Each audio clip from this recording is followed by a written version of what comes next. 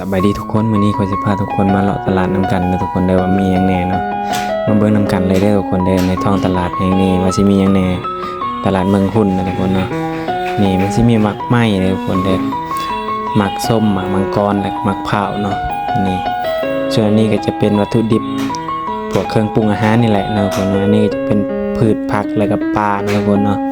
ที่เขาเจ้านำมาขายจากกันธรรมชาติเนาะที่จากเขาเจ้าได้มาเนาะนอกจากนั้นยังมีพวกมะคมแล้วมะเพชรแล้วก็ยอดอันยังแหละปูแหละประจักษ์ซื้อคือกันแถมยังมีกระติบข้าวอีกเด้อทุกคนเด้อนี่กระติบข้าวก็มีเนาะโอ้แต่อยากได้เลยกระติบข้าวก็งามแฮงทุกคนนี่อยู่นี่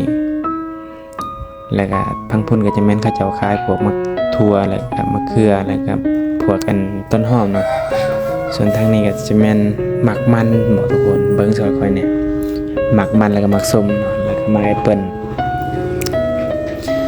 อันนี้ก็จะเป็นพายผูกแขนเด้อทุกคนเด้อเส้นละ 5,000 กีบเนาะทุกคนเนาะอันนี้จะแม่นเห็ดจักแม่นเห็ดพิยังเป็นเห็ดพิยังเลยทุกคนค่อยซื้อปนกันไปแหละอีหยังที่มันกินได้ขวางหน้าข่อยอยากกินแล้วค่อยซื้อไปเบิดแหละนอกจากนั้นก็ยังมีนอคมตื้มอีกแต่บ่ได้เอาเนาะนอคมซื้อมาแต่เห็ดอย่างเดียวเด้อทุกคนนี่ยานางเป็นสิ่งที่ตามหายากที่สุดเด้อทุกคนยากที่สุดเลยแหละสำหรับข่อยนะเป็นคนมากินใบยานางแต่ว่าพี่แล้วมันบ่มีเนาะ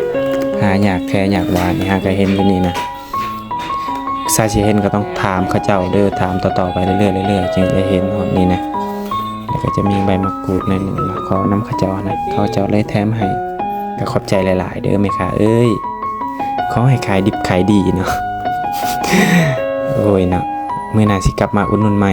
อันนี้ก็เป็นผักกะแยงเลยทุกคนผักกะแยงก็เป็นตาอ่อนซ่อนแฮงทุกคนเด้ออันนี้ก็จะเป็นหมักส้มเอาหมักส้มไปโลนึงเนาะก่อนสิกลับเพื่อน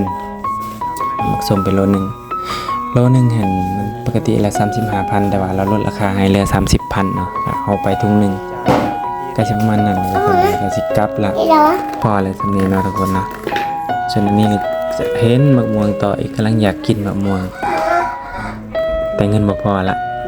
กลับบ้านดีกว่าอีกอย่างตะเว้นก็สิตกดินละเผาไปเผามาคิดว่าเผาไปเผามาสุดท้ายเลยจนมืดจนค่ำชาสิหอดเฮือนโอ้ยทุกคนชีวิต